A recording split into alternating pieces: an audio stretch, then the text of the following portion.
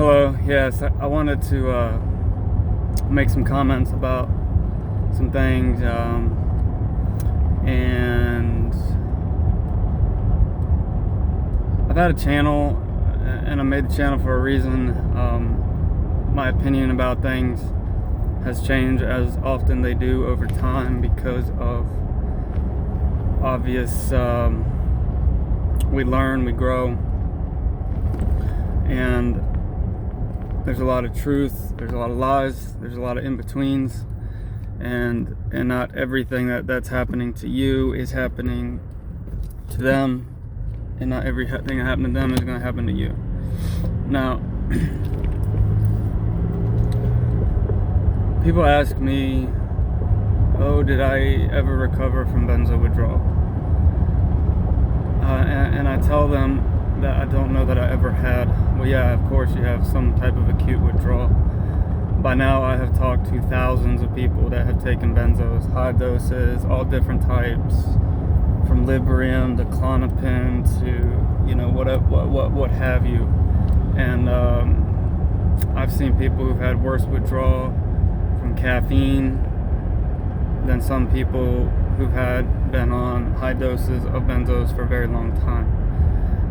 There's a lot of fear on the internet in regards to benzodiazepines causing permanent brain damage, and I'm sorry if I'm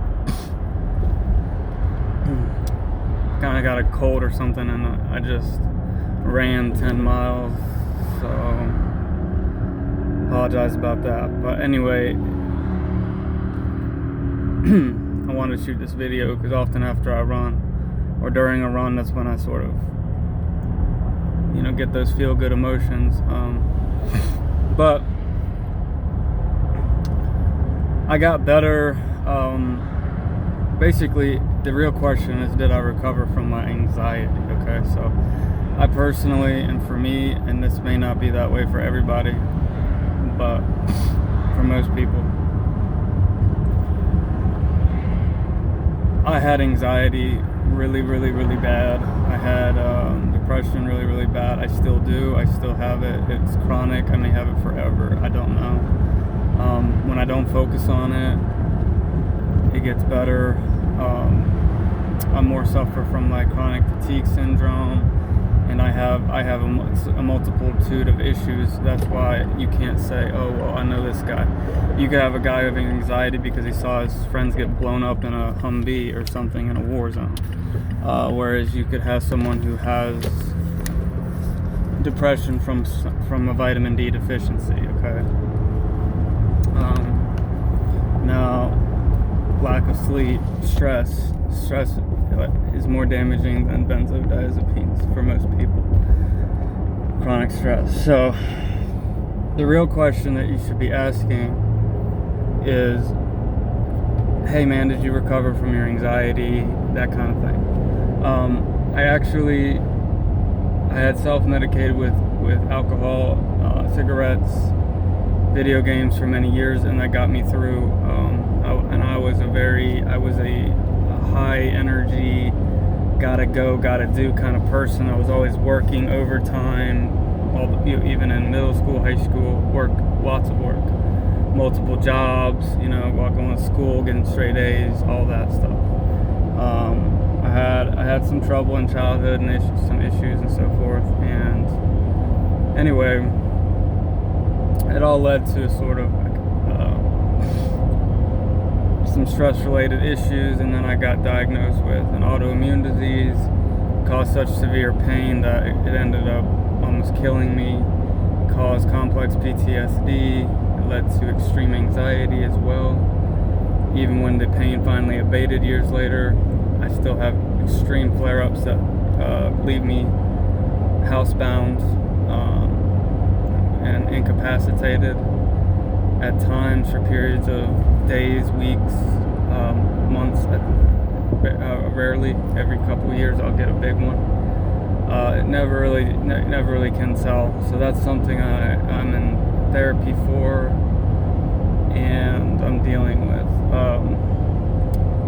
I I ended up trying all the natural stuff. I got obsessed with healing the benzo receptors and all that stuff. And then I ended up realizing that this is when I gave, see, the crazy thing is, which how I know this is true, is when I finally gave in and gave up and followed the modality of not caring and not giving, not caring, and not obsessing about it, is when I started to receive benefits. I started getting better, panic attacks went away, depersonalization, went down by 25%. But I had to get on medication. I got on gabapentin, and that stuff pretty much took me from like a 1 to like a 4 or a 5. It helped a little bit with the pain, but it helped with the anxiety a lot, calm my nervous system, and then I got on. I knew I needed something different because that stuff just wasn't. It just didn't feel clean or natural or whatever. But I felt so much better on it than off of it. I finally got on the Lamictal, a mood stabilizer that slows the glutamate storm in my brain, and that's when I saw a change in my life. That I felt happiness for the first time ever sober, etc. Zero anxiety, zero depression, just absolutely. I had a period of time, about 3 months of perfection, and then my grandmother passed away. And after that, I went into extreme exercise mode, went into extreme episode of stress, and I did really well for months, and then I crashed and I burned, and it's called burnout. And I couldn't get off the couch, I couldn't think, I couldn't even read, I had every symptom of dementia. The doctors thought I had adrenal tumors, and this, by the way, I had been off benzos for like 5 years at this point. I hadn't drank in 5 years, none of this, so I ended up, said, screw it, I went off everything. I didn't have any withdrawal, and everything being a low dose Lamictal, low dose gabapentin. I didn't feel any different, for good or bad. I was just completely burned out from stress, and then it got so bad that I actually jumped back up on Xanax, and like a miracle, my receptors were so healed, I guess, at that time. I mean, it was like instant.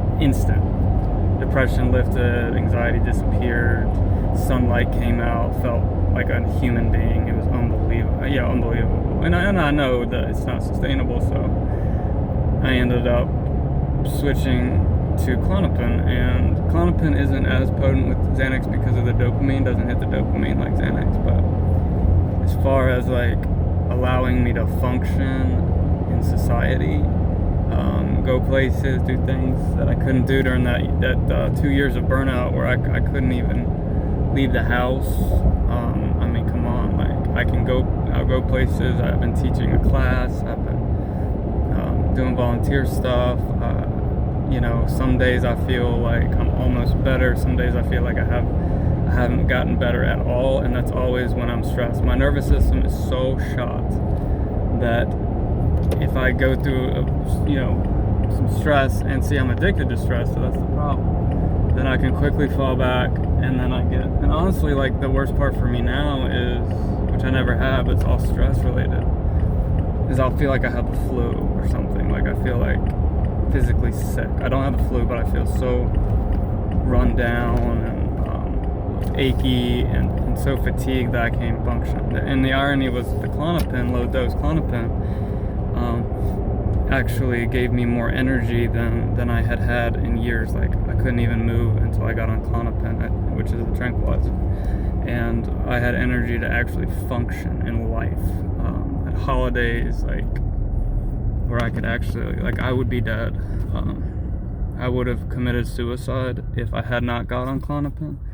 I'm very grateful for it, but once again, it's not a miracle, and I'm still looking.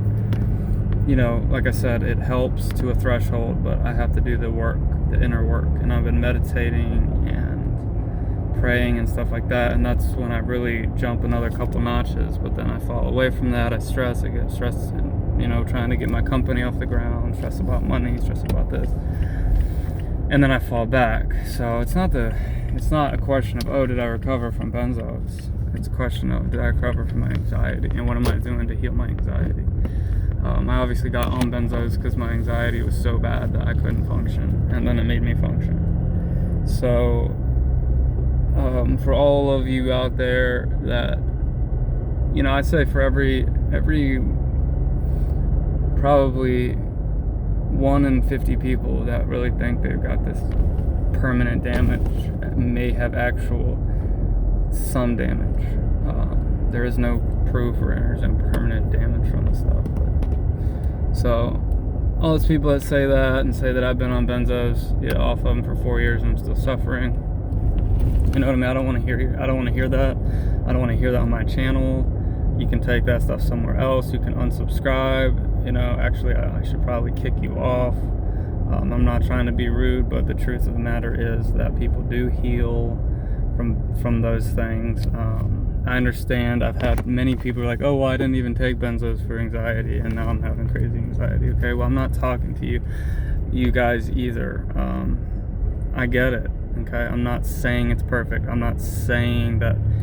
I've heard just as many horror stories from Prozac and Lexapro as I have from benzodiazepines, and I've been at this for a decade, so I've heard it all. Do I have depersonalization, derealization? This is a word that I don't even like to say.